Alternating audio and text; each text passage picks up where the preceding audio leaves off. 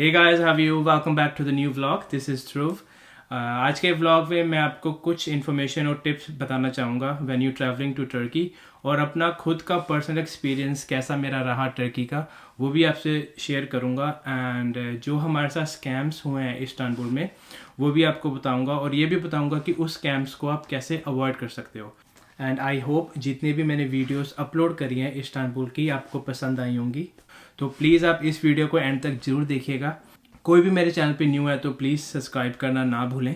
तो आज की वीडियो को शुरू करते हैं। तो सबसे पहले बात करते हैं फ़्लाइट्स की। फ़्लाइट्स हमें पड़ी थी अराउंड 270 यूरोज़ की पर पर्सन, जो कि हमने आई थिंक 6 से 7 वीक पहले ही बुक कराई थी flights. And we flew with Lufthansa, was a one stop in Frankfurt. But मैं आपको यही सजेस्ट करूँगा, अपना जो पर्सनल एक्सपीरियंस रहा है मैं आपको यही सजेस्ट करूँगा कि आप डायरेक्ट ही फ़्लाई करें। अगर आप इतनी दूर फ्लाई कर रहे हैं तो just fly direct, it save you so much time, आप लेस टायर्ड होंगे। एंड हमें भी वो ऑप्शन अवेलेबल था डायरेक्ट फ़्लाइट का, वैसे टर्किश एयरलाइन, बट उसका फ़्लाइट टाइम हमें सूट नहीं किया, तभी हमने वन स्टॉप वाली फ़्लाइट ली। तो अब बात करते हैं होटल की। जो हमारा होटल का कॉस्ट था वो हमें पड़ा अराउंड 470 यूरोज़ का, जो हमें पड़ा 157 euros per person. This is for 4 nights and 5 days, and that is including breakfast. और वो था Crown Plaza in Old Town Istanbul. The hotel was very good, it's near to everything. वहाँ पे walking distance भी था Grand Bazaar, Blue Mosque and Hagia Sophia, और 5-10 minute की taxi ride थी टू टैक्सिम स्क्वायर। और अब बात करते हैं डेली एक्सपेंसेस की, हमारा कितना खर्चा हुआ वहाँ पे, और डे टू डे एक्सपेंसेस। तो हमारा डे टू डे एक्सपेंसेस में आता है फूड, ड्रिंक्स, शॉपिंग हल्की फुल्की, और ट्रांसपोर्टेशन जो हमने टैक्सी वगैरह यूज़ करी। तो हमारा कॉस्ट रहा एक दिन का, मैं आपको बताता हूँ कि 1500 लीरास। 1500 लीरास हमने तीनों ने स्पेंड करे, अराउंड 500 लीरास पर पर्सन। उसमें हमने फूड, ड्रिंक्स, शॉपिंग, टैक्सी वगैरह सब कुछ उसमें यूज़ किया। I think which is very good. 1500 liras is equal to 100 euros. तो 100 यूरो में हमने 3 बंदों ने खाया भी, पिया भी, घूमा भी, और अच्छा टाइम स्पेंड करा, और कोई कंजूसी नहीं करी, फुल एकदम खाया पिया। और जो हमारा टोटल खर्चा आया पूरे ट्रिप का for 4 nights and 5 days, including flights, hotel, खाना पीना, ट्रांसपोर्ट, फेरी, और जो हमने हमाम मसाज करवाई, sorry Hamam bath and Turkish massage, वो सब में इंक्लूडेड हमें ओवरऑल कॉस्ट पड़ी अपनी ट्रिप की अराउंड 600 यूरोज़ के अप्रॉक्स। तो एक बंदे को पर पर्सन को कॉस्ट पड़ी 600 यूरो की, जिसमें आपकी फ़्लाइट्स, होटल, वहाँ पे खाना पीना, रहना, एंड टैक्सीज़ वगैरह, ट्रांसपोर्ट वगैरह, और जो हम फेरी पकड़ के गए थे down to the Asia side of Istanbul, सब कुछ हमें ऑल इन 600 यूरोज़ के आसपास पड़ा। And I think which is very good कि आप इतनी दूर जा रहे हो ट्रैवल करने यूरोप से बाहर, तो 600 euro is not too bad for 5 nights for 1 person, including a 5-star hotel. और अब बात करते हैं स्कैम्स के बारे में, जो हमारे साथ स्कैम्स हुआ, जो हमने एक्सपीरियंस करा कि अच्छा ऐसा भी कुछ स्कैम है। तो सबसे पहले तो स्कैम हमारा एयरपोर्ट पे ही हो गया। जैसे हम लैंड हुए इस्तांबुल, तो हमने टैक्सी करी from Istanbul airport to our back to the hotel. तो वो हमें कॉस्ट पड़ा अराउंड 400 लीरास का। वैसे हमने गूगल पे सर्च वगैरह मार रखा था, तो गूगल बता रहा था अराउंड 250 के आसपास कॉस्ट पड़ेगी। बट एयरपोर्ट के अंदर ही अराइवल्स पे ही आपको काफ़ी 3-4 बूथ वगैरह मिलेंगे, जो टूर एंड ट्रैवल के बूथ हैं, वो टैक्सीज भी ऑपरेट करते हैं।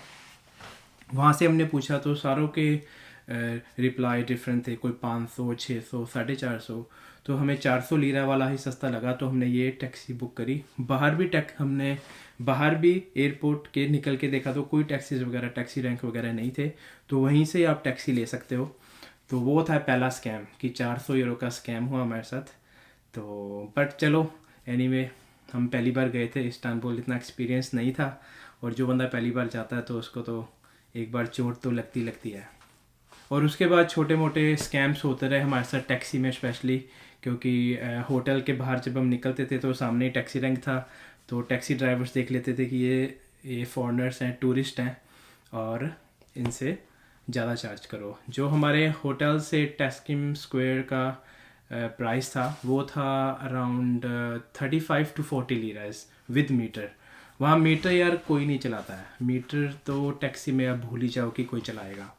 आपको खुद बोलना पड़ता है कि I want to go with the meter, और कोई कोई बोल देता है कि नो इट्स नॉट वर्किंग। वहाँ पुलिस वगैरह से भी कोई नहीं डरता है, तो वहाँ तो खुलेआम पैसे मांगते हैं। अगर आपके 35 to 40 लीरस बन रहे हैं टैक्सी में, वही आपको 70 लीरस बोलेंगे, 70 to 80 लीरस। तो हम स्टार्टिंग में जब हमारा फर्स्ट डे था तो हमने 70 लीरा भी दिए हैं from the hotel to Taxim Square. तो उसका अगला स्कैम हुआ हमारे साथ जब हम टैक्सी लेके from our hotel to ferry port जा रहे थे, और फेरी हमें लेनी थी down to the Asia side of Istanbul. तो हमने अपना गूगल वगैरह पे सर्च मार रखी थी, तो उस पर था कि 70 to 80 लीरस लगते हैं from the hotel to the ferry port. तो उस यार एक तो वहाँ पे इंग्लिश कोई नहीं बोलता है, people hardly speak English over there. So आपको फ़ोन निकाल के गूगल में ट्रांसलेट करना पड़ता है कि हाँ भाई यहाँ जाना है। तो उसको हमने बताया भी कि हमने फेरी पोर्ट जाना है, तो कहाँ से पता नहीं घुमा फिरा के कहाँ से ले गया, और बिल बना 140 लीरा। उफ उफ उफ उफ उफ उफ उफ उफ। तो हम तीनों शौक हो गए कि अच्छा भी हमें लूट रहा है। तो फिर हमने देना तो था ही, क्योंकि ऑलरेडी हमारे फेरी का टाइम हो रहा था। तो जी तो कर रहा था यार कि उसका डोर डार खोल के ना, बूट वगैरह खोल के साला ऐसे ही वापस आ जाए। खोपड़ी तोड़ साले का। वो फिर उतरेगा फिर बंद करेगा, बट चलो एनीवे। और हमने उससे बहस भी करी कि यार 140 लीरा कहाँ से बनते हैं, 70 से 80 लीरा तक बनते हैं, तो 140 तूने कहाँ से बना दिए, मीटर भी ऑफ है। तो कह रहा है ट्रैफिक माय फ्रेंड, इस ट्रैफिक। मैं कहा यार तेरे लिए ट्रैफिक है बस। तो एनीवे हमारा फेरी का टाइम हो रहा था, तो फिर हमने उसको 140 लीरा दिए, सारे डोर डार खोल के ऐसे ही आ गए, हम कोई बंद नहीं किया। एक टैक्सी ड्राइवर हमें बहुत अच्छा मिला कि when we going to the south island of Asia side, उसने प्रॉपर बंदे ने मीटर से पैसे लिए, और अराउंड थे 5 to 6 किलोमीटर्स। तो उसने हमसे प्रॉपर मीटर से पैसे लिए, जो कि बने 35 लीरस। तो हमने उसको 50 दिए, क्योंकि जो जेन्युइन है वो जेन्युइन है, जो साले लूटते हैं फिर उनके साथ ऐसे ही करना चाहिए। तो इन सभी टैक्सी स्कैम से बचने के लिए आप कर सकते हो कि एक तो पहले आप उसको बोलो कि मीटर ऑन कर, हमने मीटर के साथ जाना है। अगर वो मीटर ऑन नहीं करता है तो गूगल पे सर्च मार के आपने अपनी लोकेशन से और आपका डेस्टिनेशन जो भी है, आपने जहाँ जाना है वहाँ पे आप चेक कर सकते हो कि कितना प्राइस बनेगा लीरास में। तो वही आप उसको पहले ही बैठने से पहले ही फिक्स प्राइस करा लो कि मैं भाई इतने दूंगा, इससे ज़्यादा नहीं दूंगा। अगर आप उसको स्टार्टिंग में ही बोल दोगे फिर वो मान भी जाएगा कि चल इतने ही लगेंगे। तो आप ऐसे टैक्सी के स्कैम से बच सकते हो इस्तांबुल में। और जो मेट्रो सिस्टम है इस्तांबुल का, वो अच्छा है, नाइस है, बढ़िया है, बट जो मेट्रो की मशीन है यार, उसको यूज़ करने के लिए तो आप भूल ही जाओ। उसमें तो इंग्लिश लैंग्वेज का ऑप्शन है, बट वहाँ सेलेक्ट ही नहीं होता यार, उसमें आप कर ही नहीं सकते कुछ। Is so hard, rubbish machine है, एकदम रबिश। मैंने वहाँ के लोकल से भी हेल्प ली जब हम टिकट वगैरह ले रहे थे मेट्रो के लिए अपने होटल को जाने के लिए वापस, तो किसी ने हेल्प नहीं करी। वहाँ पे हेल्प भी बहुत कम करते हैं लोग यार। एक तो पहली बात है दे डोंट स्पीक इंग्लिश, और मैंने उससे हेल्प मांगी कि मुझे यहाँ से यहाँ जाना है, तो प्लीज़ मुझे एक टिकट बाय करनी है। उसको भी नहीं पता था कि यहाँ पे क्या हो रहा है, कि मैं यहाँ पे कौन सा ऑप्शन सेलेक्ट करूँ। तो इस्तांबुल मेट्रो का जो हमारा एक्सपीरियंस था इतना बढ़िया नहीं रहा, और हमने तभी टैक्सीज ही यूज़ करी। और मैं आपको सिम कार्ड्स के बारे में कुछ बताना चाहता हूँ कि जब भी आप यूरोप से ट्रैवल कर रहे हो टर्की के लिए, और जब आप लैंड होते हो टर्की में, तो राइवल्स पे ही, इस्तांबुल एयरपोर्ट पे ही सिम कार्ड्स की काफ़ी शॉप्स हैं। टर्कसेल होगी, वोडाफोन होगी। तो मैंने खुद वोडाफोन की सिम बाय करी थी, क्योंकि जब मैं लैंड हुआ इस्तांबुल में तो मेरी जो आइलैंड की सिम थी वोडाफोन की, उस पर मैसेज आ गया था कि आपको आई थिंक 6 यूरो पड़ेंगे a day for only 200 MB of data. तो वो काफ़ी महंगा था। वहाँ पे हमने बाय किया 18 यूरोज़ का पड़ा हमें, और उसमें 5 GB डाटा था, और कॉल्स वगैरह नहीं थी, ओनली डाटा था, क्योंकि मुझे डाटा ही चाहिए था। तो मैं आपको ये सजेस्ट करूँगा कि अपनी यूरोप की सिम वहाँ यूज़ मत करो। वहाँ से अगर आप वोडाफोन या टर्कसेल की सिम ले लेते हो तो वो आपको बेटर ऑफ रहेगा अगर आप 3-4 दिन के लिए इस्तांबुल जा रहे हो तो।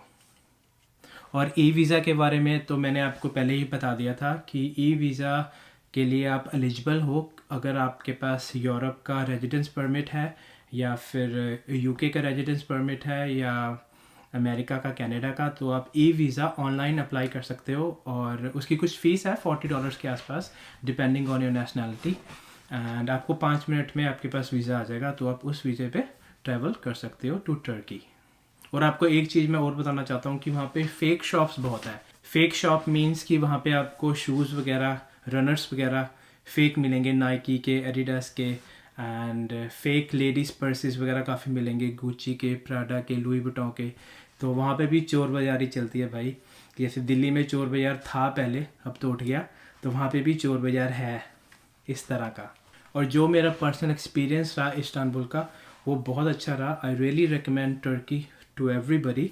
एंड क्योंकि वहाँ पे वेदर, फूड वगैरह बहुत सस्ता है, बहुत चीप है compare to other European cities. तो ये था अपना इस्तांबुल टर्की का ट्रिप, जो कि पड़ा हमें around 600 euros per person, which is not too bad. तो आज की वीडियो को यहीं एंड करते हैं एंड आई होप कि जो भी इन्फॉर्मेशन मैंने आपको प्रोवाइड करी है आपको हेल्पफुल लगी होगी if you are planning a trip to Istanbul. तो आप मस्त रहें, स्वस्थ रहें, जहाँ भी रहें हमसे मिलते रहें। मिलते हैं जल्दी एक न्यू वीडियो के साथ, एक न्यू ब्लॉग के साथ। टिल देन टेक केयर, सी या।